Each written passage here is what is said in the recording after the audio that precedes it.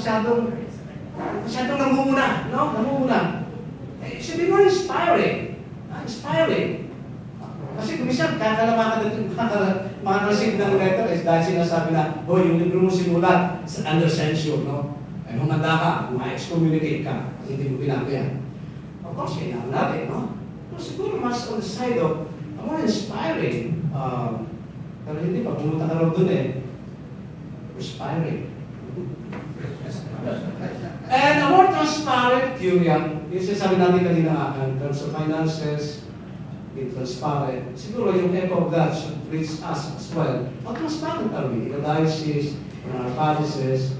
Alam ba ng tao, nangyayari sa ating parokya in terms of money matters, kasi nga, when we speak of that authentic witnessing, which is a mode of evangelizing, kasama yun.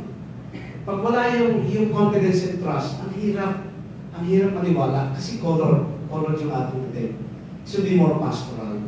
Kaya even yung bago ngayong pinili na Secretary of State, si Parolin, is perceived in our circle as very pastoral. Kasi isa po, meron itong mga nakakarating sa itaas, all his life, hindi nakapagbinyag. Naging kardinal, ha? Itaas, hindi nakapagbinyag. Kasi mga galing yan doon sa, sa akademya. Nagpunta ng Pope doon, and nagsalita sa mga seminarista. Na-remind na sabi ng ang unang trabaho ng nuncio is not to represent the Vatican State, but to represent Christ. Mga estudyante, no? Dahil sinabihan doon, makikita natin yung yung mga virus na dapat natin iwasan. Ano yun? Clericalism, terrorism, okay? Kasi makikinado lang, kita ka na lang magtaas mo, no? When is my next promotion, no? Ano ba? Yung functionalism, para tayo in charge ng NGO, hindi na siya minurga, no? Okay. Bilisan ko na po kasi my time is running out. He would like to project a servant church, no? Ito, malimit na. It's like a refrain in a song, so to say, the Pope, ipaulit, yung church daw ay hindi dapat maging self-referential church. Ano sabihin? Parang, ako yung point of reference ng lahat. Okay? So, kakibat nito ay nagiging araw na ng simbahan para bang I'm holier than thou. Ako, and then, a very condemnatory church na bato ng bato dito, ikaw, mali ka, pwede ka namin excommunicate, etc. Ako napapaisip din ngayon, no? Tayo ay meron mga ilang diocese yata na nag-endorse ng candidacy of some people, obviously pro-life. But, principal player in this camp of the poor father. Dito ang tao natin, ha? Ano ngayon? Kasi isa nakala din natin isang issue. Pro-life is one. But good governance is another very important issue that we have to face. Kasi minsan parang we overdo things. Ito, kasama din po ang Vatican, no? Tayo masyado tayong rather reactive rather than proactive. Even ito, isabi ng RS bill. We wasted so much time na hindi natin sinimulan, i-educate ang tao, hanggang dumating na sinampala doon, saka tayo nagmadaling kumilos. But in the process, we take the brunt of many criticism. Kasi hindi natin may handa ang ating mga tao.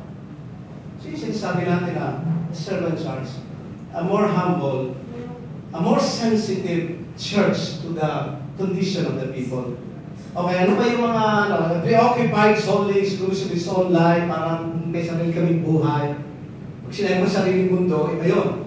Autistic yun, di ba? Parang ganun kumisa tayo, autistic. Less transparent, arrogant and condemnatory, to institutional and less spiritual, a kind of theological narcissism. That's exactly what the Pope, the term expression that the Pope has been using. Okay, I got this, the whole of that quotation, we must get out of ourselves and go toward the periphery. Yung sasabi natin outside, no? We must avoid the spiritual disease of the church that becomes self-referential. When this happens, the Pope warns us, the church itself becomes sick.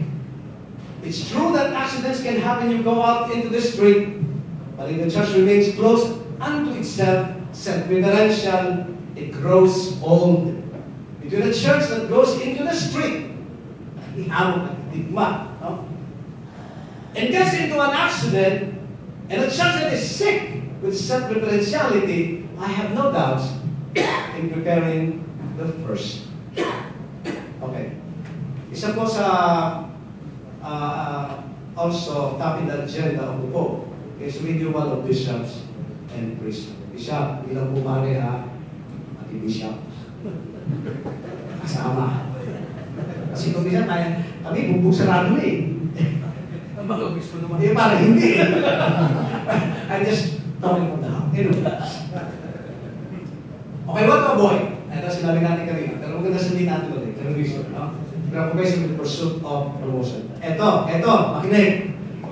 May planong alisin ng Pope ang mga honorific titles. Aalisin na yung mga monsignore na yan.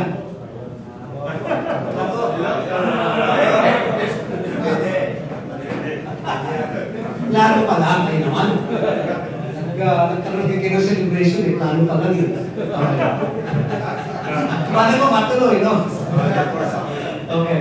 So, wala na yan. Kasi parang sinasabi ng Pope, there are other ways of rewarding our priests who are really doing so much, and even lay people, sila po yung model. Actually, meron pong money matters involved doon, kasi you pay for that, di ba? You know, at the end of the day, it's like simony. Ayun na yung event. You know, at the end of the day, what's this? Di ba? Okay, another one is functionalism. We act as if we are managers of NGO rather than pastors of God's people. Worthiness, materialism. Ito nung una pa, pero gusto mong litin ng Pope, no? Clericalism. Clericalism naman is, parang tayo laging tama. Mali. No? O clericalism can also have a form like,